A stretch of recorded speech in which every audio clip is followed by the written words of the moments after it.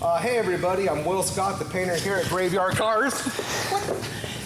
I heard you guys are missing more episodes. What's up with that? We're on at the same time every week, same day. What are you doing, Will? I'm going home. What do you mean you're going home? No, we need you. You guys, Go. tune in. I'm out. Have a nice day. Good luck painting without me. Anyways, we're coming on next. Previously, Mark and the Ghouls revealed the 1970 Lemon Twist Roadrunner to its happy customers. This time, the Ghouls cracked down on John Buck's SEMA Challenger. And Mark and his cousin Dougie build out the engine for the super rare, one of 8 1971 Inviolate Plymouth Cuda. They're coming to get you, Barbara. The unburied dead are coming back to life. I'm Mark Warman, and together we bring dead muscle cars back to life, to exactly the way they were on the day they were born.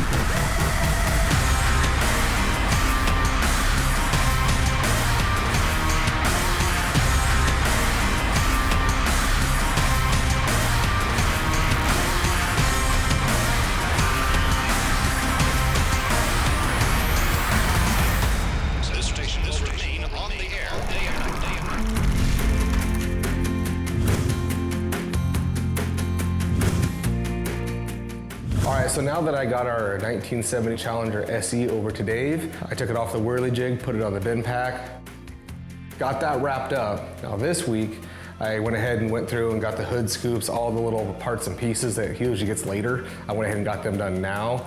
Got them over to Dave the past couple days. I got the hood left, I'm buffing it right now. Take the hood over today, get the hood on there, get it lined up perfect.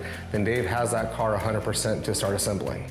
On our 70 Challenger RT, it's actually a special edition. That means it's RT SC. So what happens is the VIN number changes. It goes from a JS23, which is what it would have been just as an RT, to a JS29, which means it's got the formal roof, which is part of the A47 SE package. They only made 733 of these cars with a 440 and an automatic. So you're getting down into the pretty rare numbers with that one.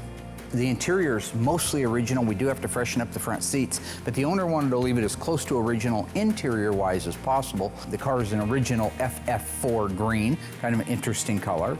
It also has the body side moldings versus a stripe package that could have been available, or stripe delete. One of the things this gentleman wanted to do was the car was not a factory sound deadener car, meaning it wasn't a factory undercoating car. So what Will did was he emulated the original look by painting the bottom of the car the actual gray color that the dipping primer would have been, and then just oversprayed it, let the overspray hit it. So when you look underneath this car, it's pretty darn close to the way it would have started life back in 1970. I think that what's going to happen when we're done is he's going to have kind of a mix of the correctly done, beautiful exterior of the car under the hood, but on the interior, there's a lot of original DNA. And I think because he has so much history with it, the owner, he wanted to keep it that way, and I understand that. So now that this car is out of my life, I have a 69 GTX, a seafoam green one, which is a gorgeous color. So the pre-paint's all been done on that, so I'm gonna start blocking that out so I can do final paint probably beginning of next week. So I'll have that to do over to Dave here in the next couple weeks. The 71 Cuda convertible was sent to me a couple of years ago. Got it disassembled, sent it out, and had it dipped. A lot of metal replacement on that car. It's a big dollar car, well into the 6 figures. It's not a special order car. Somebody ordered it this way to put it into inventory. That's what the sales code tells us. But it is FC7. This one has a white convertible top. It's also power, which was an option. They also put it over the top of a white guts. So you've got a Inviolate 71 Cuda 340 3-speed, one of 8 ever made. How many of those 8 were plumb crazy or Inviolate with white interior? My guess is it's probably the only one. You could very easily be down to a one-of-one car. So today, Doug and I are getting ready to put together the 1971 340. This is the engine that came out of our 71 Cuda 340 3-speed car. Did you get to see it before it came apart? No. It's a pretty cool car, yep. And just before I get started here, what we're gonna do, take a guess how many 71 Cuda 340 3-speed convertibles were built. Just a guess, a wild guess. Wild guess, 800. That's not a bad guess. You're almost right. Drop the last 2 zeros. 8. 8 were made. 20 with a 344 speed and 140 total convertible 340 cars.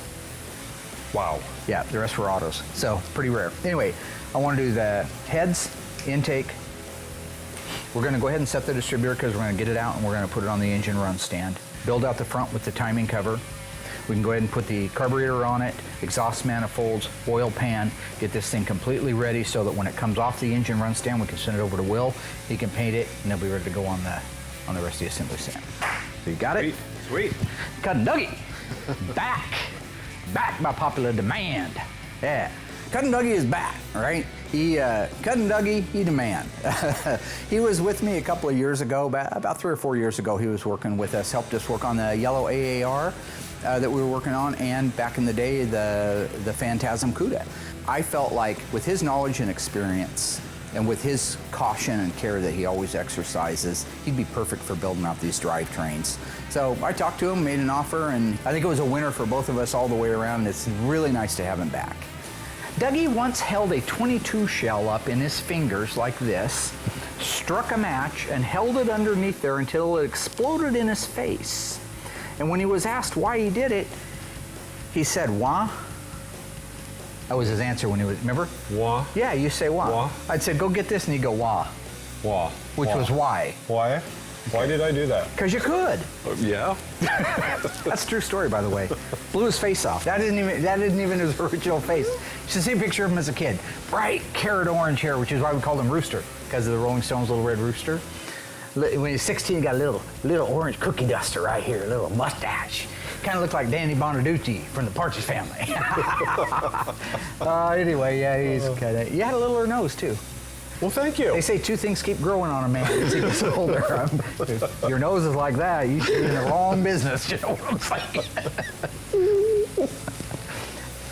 Okay, I'm gonna get the head gasket. You get the head. The 340 was introduced in 1968. It waved bye-bye in 1973. Now, it ran the gamut in that period of time.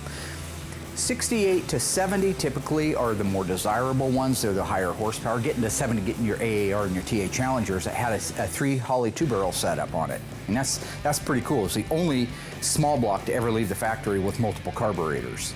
Fast forward to 71, they did start to detune things a little bit. Compression came down a little bit. 72, 73 really was the end of it. Compression was down. They weren't performing like they did in 68 and 69 and 70. But truly a time-honored respect for the 340, and I don't care who you are or where you are, if you've ran a 340 with whatever you were driving, you learn to respect that engine, especially, like I say, the 68 to 70. I lost a few races to a couple of Challenger 344 speed cars, and I had a 440 in mine out of a 69 GTX, and they whooped my tail, so give it up. You have the torque sequence, bud? Yeah. What is it? I don't see a piece of paper with it written down anywhere. Well, you're gonna have to get one for me. Well, do you know the Because torque I don't sequence? have one. Well, how do you know how they go? Crisscross. Crisscross. Yeah. And I'm gonna take advice from the guy who blew his face off with a 22 shell. Okay. When you're torquing down a cylinder head, or for that matter, anything, there's a reason there is a torque specification, which is the amount of foot-pounds that you're gonna put on that bolt. There's also a reason that there's a sequence for it. They want you to work on a cylinder head from the inside evenly out until you have all the bolts tightened down in series to the right spec. If you don't do it, what you can tend to do is warp that cylinder head a little bit. He's gonna tighten the heads down here and do the torque sequence on them, basically, because he's what we call camera shy. You can see the pattern on the small block's really easy. One in the center, one right below it. Then you just work your way out. And then there, and then there, and there. And you'd have it. So, of course not that hole, the one right below it. Okay. Well, our 70 Dodge Challenger is pretty well buttoned up. Mark's just got to take it down to get in alignment. So while that car's out of the shop, I'm going to start banging away on our 70 Superbird tribute car. A lot of people ask, well, what's a tribute car? What a tribute car is, we actually took a 70 Roadrunner and we converted it into a 70 Superbird. So some people call it a clone. We like to call it a tribute. It sounds a little bit better. So we're actually paying tribute to an original 70 Superbird by converting the 70 Roadrunner into a Superbird. What I kind of did is I got a blanket in here, you know, just kind of protect the paint and protect me. But you can see the firewall's pretty bare on the inside. So I'm gonna work on getting my pedal assembly in there today and my firewall insulation, my underdash insulation, and then work on getting that heater box restored and put back in. But right now I'm just gonna start with these studs right here. These studs go and actually hold up your steering column, but I'm gonna end up be poking my arms and everything on them, and I need them off for when I put the dash in anyway. So I'm gonna get them off. And I'll take care of those and do the other one. Once I get my pedal assembly in there, I gotta figure out, make sure I got all my reinforcement brackets. I gotta get in my wiper arm assembly and all that too, so. So now I'm gonna go grab my pedal assembly. I'm gonna go ahead and get that put in first. That's that one that I converted over to a 4-speed. This left side piece comes over pretty far, so I mean, I could put it in after the pedal's in there, but so you can see this little slot right here. It'll go right around this tab right here.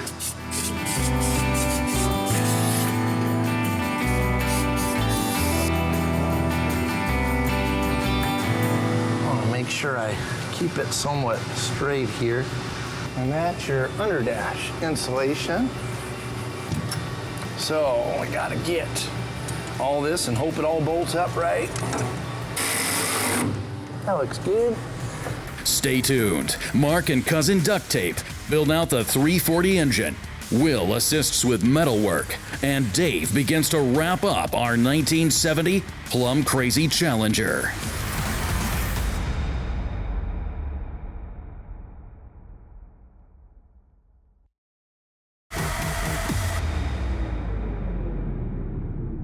What size are those, Doug? 11/16. 3/4, I'm sorry. Oh, 3/4. Okay. No problemo at all. Oh man, no way. Won't fit, huh? No, sir. So what's happened on these small blocks is this area in here between the valves is so tight, right in here, that we can't use our normal 1/2-inch drive socket on it. And these actually take 95 foot-pounds of torque. A big block of 440 would only take 85. This actually takes more torque, probably because there's less bolts. This same 3/4 socket that fits these head bolts like this won't go between these valves right here. So we've got to cut down from a 1/2-inch drive to a 3/8 drive that'll go down in there. But that's a lot of torque on a little 3/8 socket. It won't hurt it. These are good sockets. But it'll mean that he has to use our 3/8 torque wrench instead of our nice long-handled, lots of leverage 1/2-inch. So. Okay. All right, so he's going to tighten that down to 95, 45 foot-pounds at first. He'll do both sides, and then he'll move over and do it to 95. Is it at 45? Yes. Pull constantly until those lights go all the way up the row here, and then it'll beep at you. Whoa, that was easy.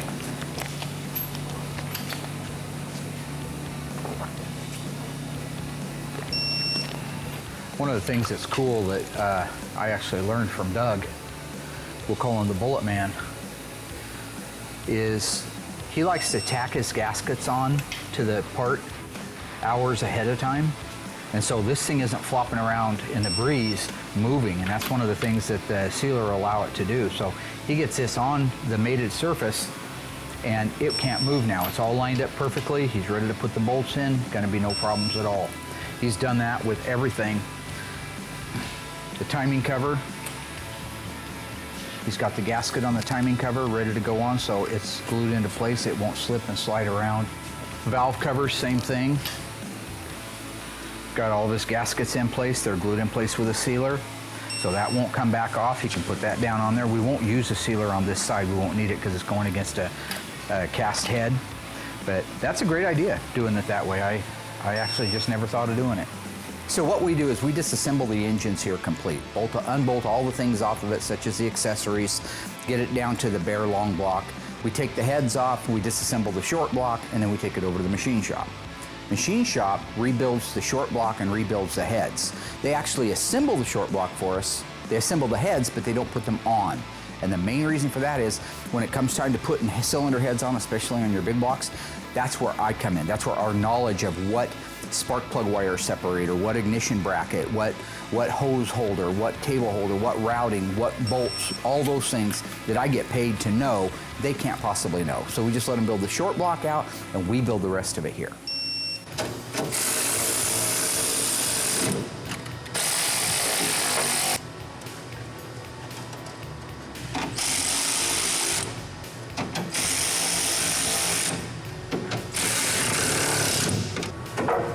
Okay, that's good there. And go out here and make sure it didn't do anything crazy out there in the firewall. Make sure my master cylinder doesn't suck through something there. Yeah, I still gotta do a lot of plumbing in here. Make sure that pedal looks like she's nice and free. So now, I'm gonna work on getting my firewall insulation here. So.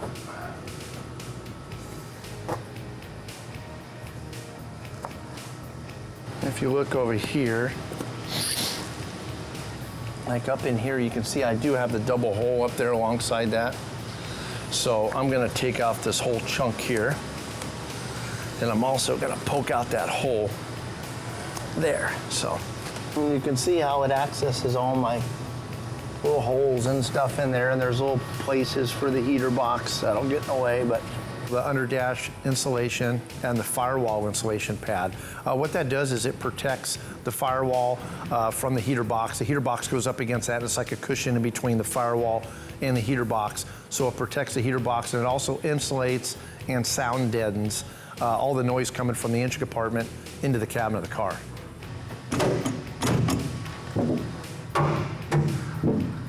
The stud's only going in that far, so you don't really need to drill into these things really good.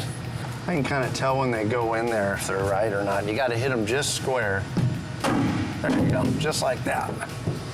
You can see they give you these here as a standard, replacement with the pad, and they'll work just fine. But this is the actual original OE, original equipment firewall nail that they use. So these are the ones we always use. All right, so there you go. Firewall pad complete.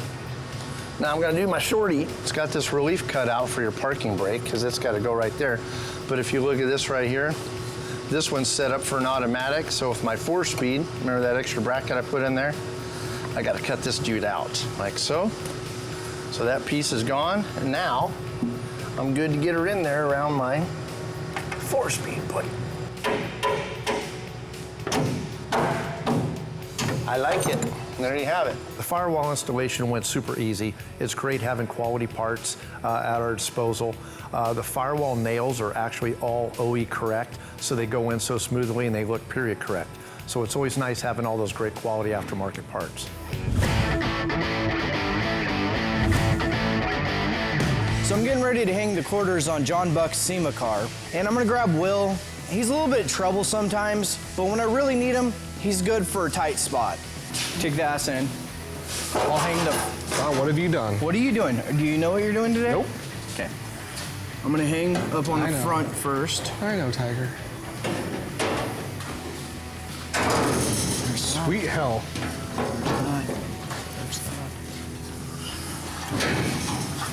I'm not sure why George asked me to help. I am slammed as it is. You want me to push this in? Yeah. So this goes inside of this? Yes. Well, yes. On my cart. Oh, there it is.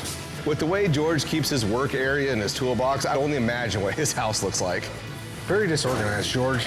Your what? No, not me. Your cart is very disorganized. Yes, it happens. Hey. Need one more? Yeah, one more. Very disorganized. Will, when you're bouncing from car to car... This is the only car you're on, Tiger. I think I can see 3 more in the shop. I can see 30 cars as I'm working on them. Focus.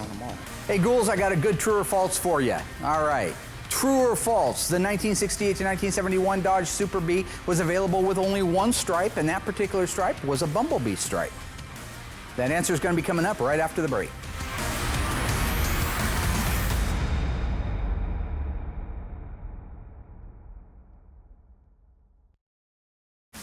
Okay, what say ye, fellow ghouls? Was it true or was it false? If you guessed false, you were correct. 1968-1969 Super B was a Bumblebee style stripe. On the quarters, it sported the Bumblebee logo. In 1970, still had the Bumblebee logo on the quarter, but the stripe was a reverse C-shaped stripe. Odd looking thing. Actually looked like they stopped it at the quarters when they should have carried it into the doors. And then it was a longitudinal stripe in 1971, which also came with a blackout in the hood, and the Super B was now up in the middle of the hood. So there you go, there's your Super B trivia from the ice tray, the Iceman.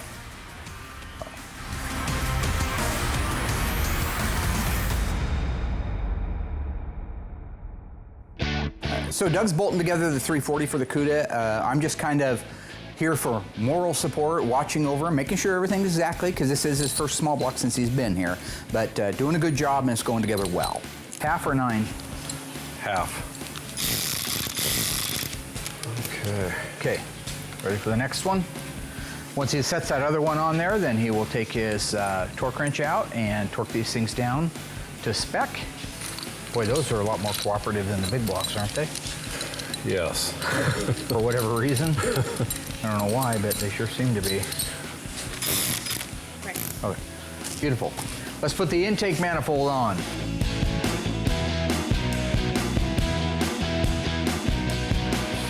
He once outran the cops on a Honda 750, you remember that? You want to talk about that? I think the statute of limitations has expired on that. That was the late 70s. I don't think anybody's looking for that Honda anymore. Beautiful, look at that. Beautiful. Oh, look at that. Starts right in there, nice. Old cousin Dougie doing it all. Dougie wasn't as sanitary as a kid when it came to mechanics. He did a lot of what we call butchering.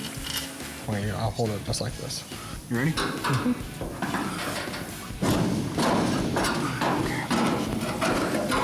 And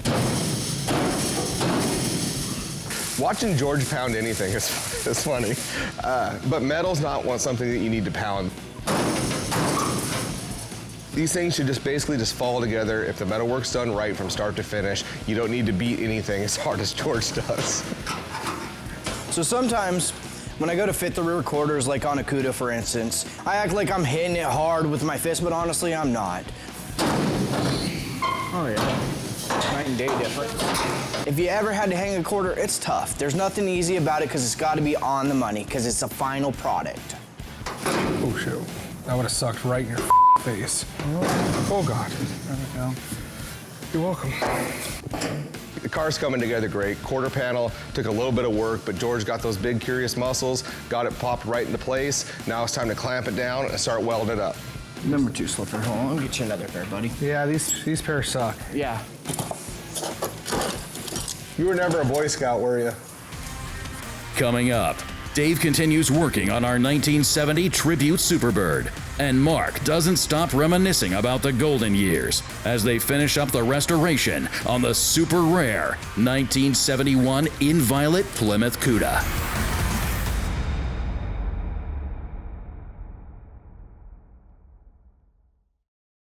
The 340 cubic inch engine was first introduced in model year 1968. While many viewed it as simply a larger version of the 318 that was standard on Mopars at the time, mainly due to it being cast from the same engine block, in truth, the two engines were very different. Differences included a double roller timing chain, a windage tray to improve top-end engine RPM by keeping the crank counterweights from churning the oil, larger high-flow exhaust manifolds, a viscous fan drive to cut power loss at high speeds, and stronger connecting rods, just to name a few. In 1969, the engine was left pretty much as is, but in mid-1970, Mopar added a higher performance version of the 340. This version included 3 2-barrel carburetors sitting on the high-rise intake. Dodge called the new version the 346 pack, while Plymouth called it the 346 barrel. These special motors had heavier engine blocks, identified by a TA on the side, only used in the Plymouth Cuda AAR and the Dodge Challenger Trans Am. These motors were part of what is known as a package car. Rated at 290 horsepower compared to the 275 horsepower of the normal 340 4-barrel version. They had a lot more pep in their step. Available for only a short time, these two package cars and the engines that made them unique were never offered by the factory in that configuration again. So far, Dave has nearly wrapped up our plum-crazy Challenger. Will and George have begun the metalwork on John Buck's SEMA car. and Mark and Dougie have started to build out the 340 to the ultra-rare 1971 Inviolate Plymouth Cuda.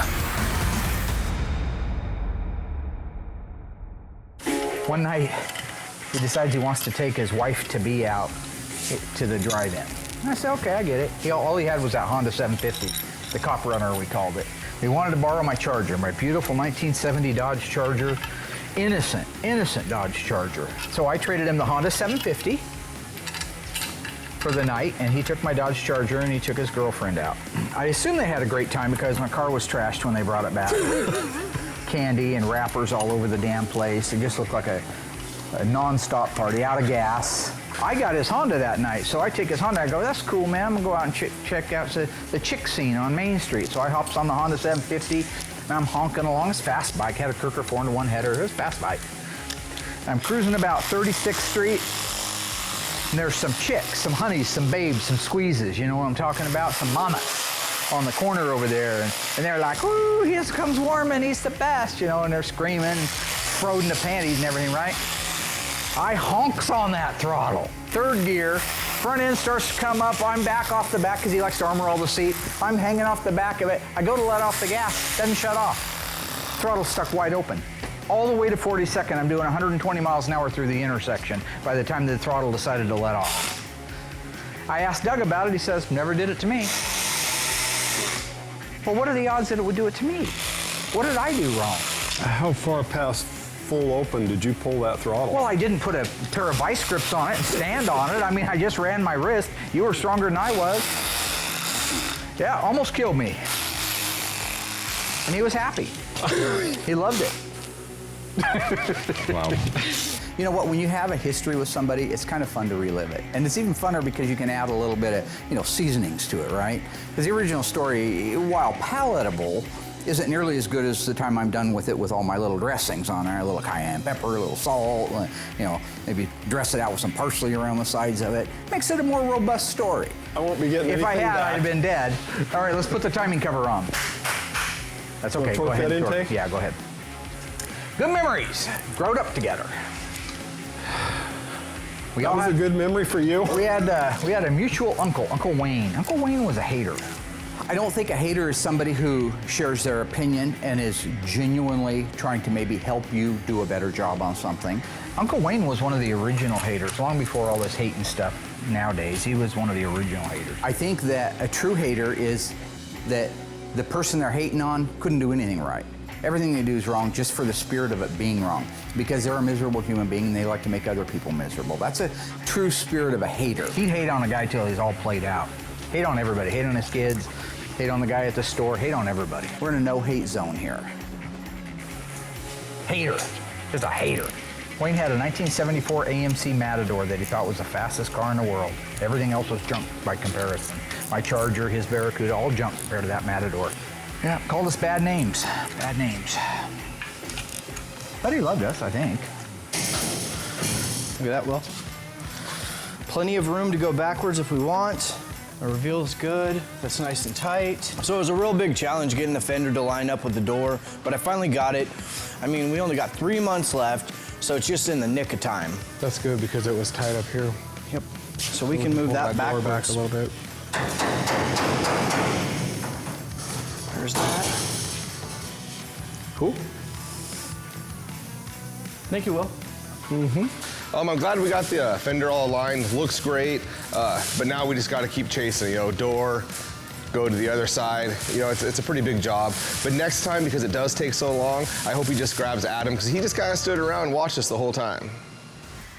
So what was the very first year that the hood blackout treatment, the V21 it came to be known as, was available on the Mopar muscle cars?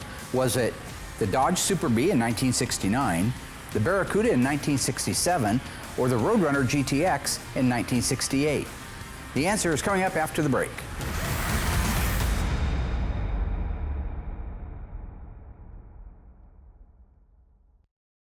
So what was the very first year for the hood sport treatment? It was 1968. It was on the Roadrunner and the GTX. Barracuda in that year certainly never had it in any years, to be honest. The 1969 Dodge Super Bee, now that's a cool car, but it never had the blackout hood treatment on it. A 69.5 A12 car did have a completely black hood, but that was a fiberglass liftoff. And in 1967, the GTX did have stripes on the hood and on the deck lid, but they were painted on and they were considered to be part of the sports package for the GTX.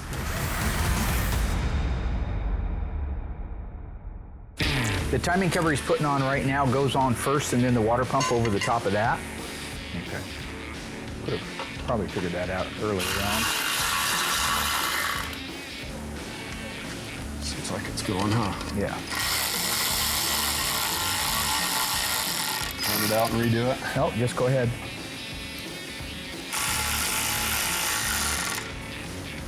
Where's the third? And then there should be the water pump one next. The water pump helps seal that. So.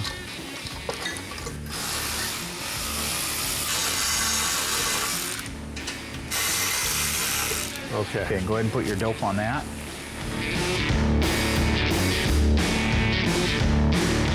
As I expected, Doug's doing a great job on the 340. It's his cup of tea, right? I mean, that's his thing. He was a small block guy. Growing up, I was always a big block guy. It's fun to reminisce about those days too. It's kind of funny, almost like we've come full circle and we're back all working on Mopars like we were as kids, except now we get paid to. So I'm gonna leave him be, let him finish it out. It's going really well. I'll check back in with him tomorrow, see how he's doing, because we do got to get it down to the paint shop and back over to the build room so we can get it built out for the car.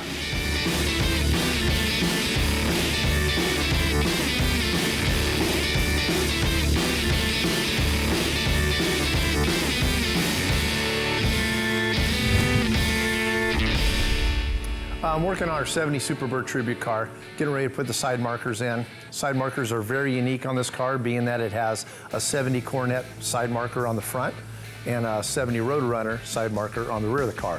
So it just seems like a really small component, but once you put it on the car, it really makes the car pop. And here's our bezels and our lens, and here's our rears.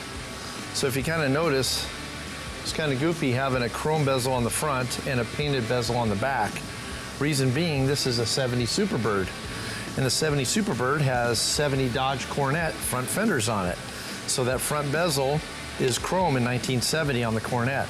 So that's one of the distinguishing features of a 70 Superbird, besides the nose, the crazy nose and the wing.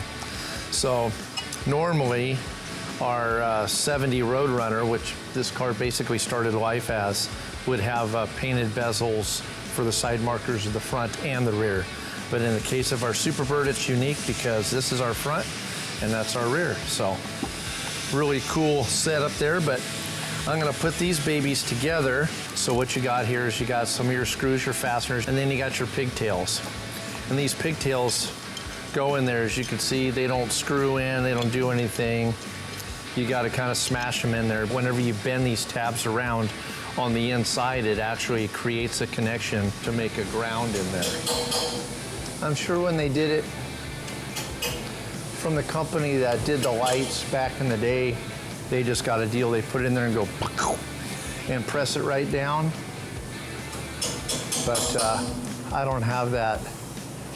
Yep, you can see where I bent all those little tabs all the way around in that. And they're hammered down onto that edge. So that's gonna do two things. It's gonna, one, hold the socket in there, and two, it's gonna create that ground that we need to make this light function. So we got our other one here done. I just put my gasket in. Now I'm gonna go ahead and put my light bulb in. Make sure she's in there good. You got some dielectric grease in there. Keep it from corroding, so it'll last a long time. Those two there will be for our rear ones, and they'll actually go in our harness, so we won't have the pigtails. They'll go in the harness and they'll snap right into the back of that dude right here. So when it comes to doing side markers and emblems and trim and whatnot on the car, anything that goes on a painted surface is always a little bit stressful, because you never know if something's gonna slip while you're installing it and chip the paint. So you just gotta be extra careful, make sure all your gaskets are in place and it's all put on properly. top. Throw that baby on there, make sure my tabs are lined up good, and bammo. So I got my backing plate there, my keeper. I can get my light in there, just like so. Cap nuts in there. This dude goes through the hole there in that. So I try to leave these a little loose because you can kind of play around with these and get them centered in the hole there. That looks actually really good. All right, and then that baby looks nice. And then what I gotta do is plug in my connection here, but I want to put a little dielectric grease on that. And I'll take that dude just like that.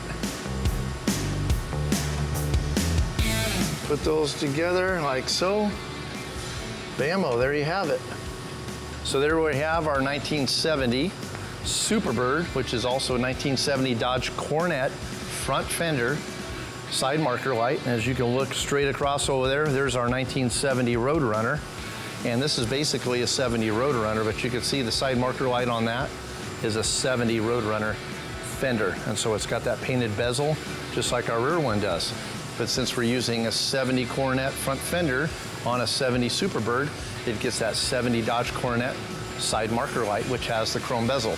So it'll look kind of funny having a chrome bezel on the front and a painted bezel on the back, but that's the way it was on the 70 Superbird. So, little trivia there for you. Superbird Tribute's coming along really well. I just got to finish putting these side marker lights on, then I'll move on to the next stage.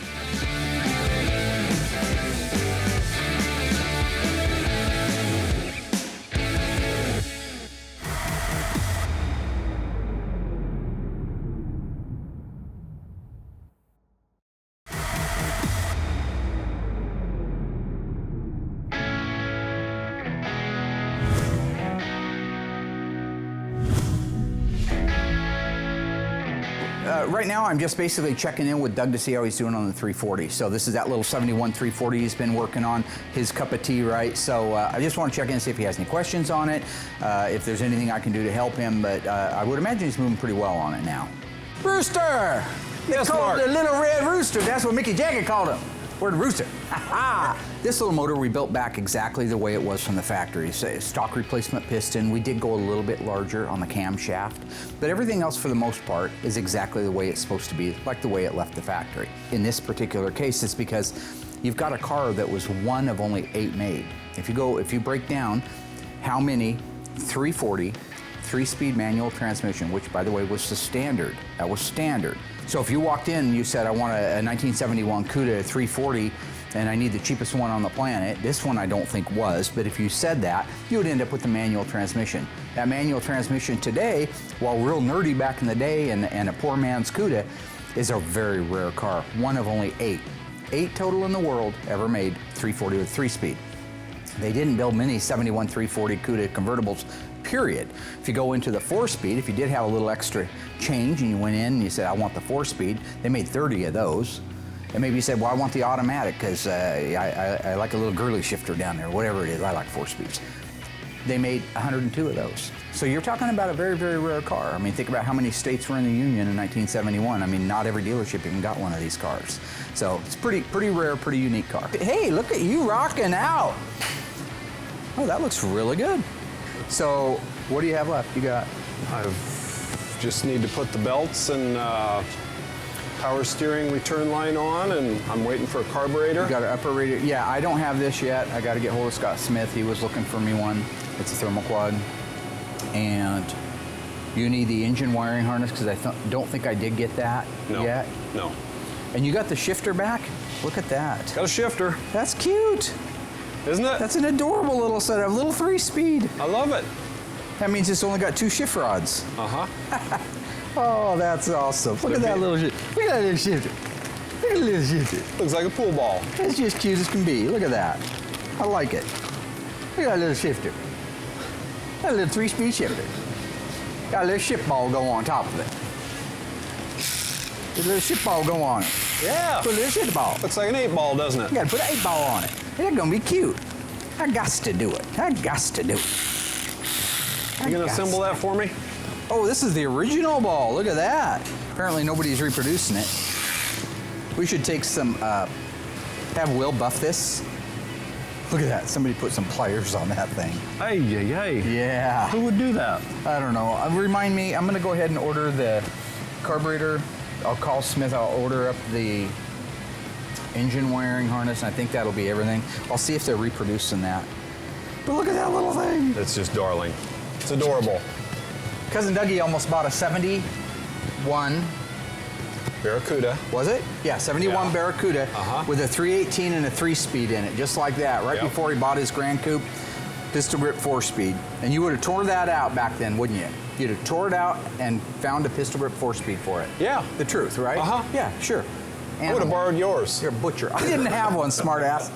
I had a dead dad, a tumor in my foot, and an automatic transmission that slipped between second and third. And 8 crayons. Kind of like your elevator that slipped 8 between crayons. floors. I had 7 crayons. Tara broke the yellow one. You have 64 now. Get that thing put together. Yeah. We're gonna rock this town. We're gonna rock down to Electric Avenue. Remember that song? Yeah. Party on, Wayne.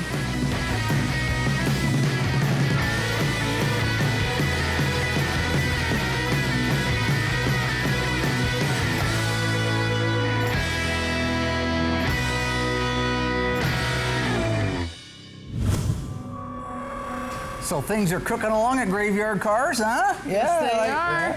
Little Christmas celebration. That's what that's about. She got all painted up. You're supposed to be like an evil elf or something for Santa. I'm like kind of like a dead elf. The graveyard's kind of taking me over, but then you got the candy canes for Christmas, you know? Yeah, I don't know. You notice no makeup here, not needed, kind of But natural. you do need it. I don't. Maybe she starts tanning again. Point being, we're doing great and having a lot of fun at Graveyard Carz. Now, Willie, young Willy Wonka, finished the paintwork on our 1970 Challenger RT SE 440 in FF4 green.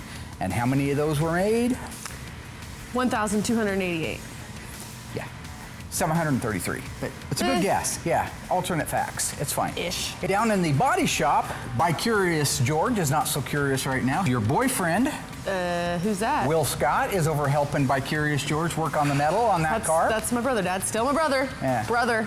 Maybe if you're from another state. Anyway, there are some subtle differences that have to be changed between the 73 to make it look like a 71. They are on it. George and her brother, Will, are on that. Dave kept his nose down, doing a good job on our Superbird, got the clutch and brake pedal swing arm assemblies installed. Very good. He also has the firewall installation installed on the car and the very unique to the Superbird side markers. Got duct tape, been working on the 340 for the 1971 Cuda. 343 speed, FC7, white interior, power top. How many were made?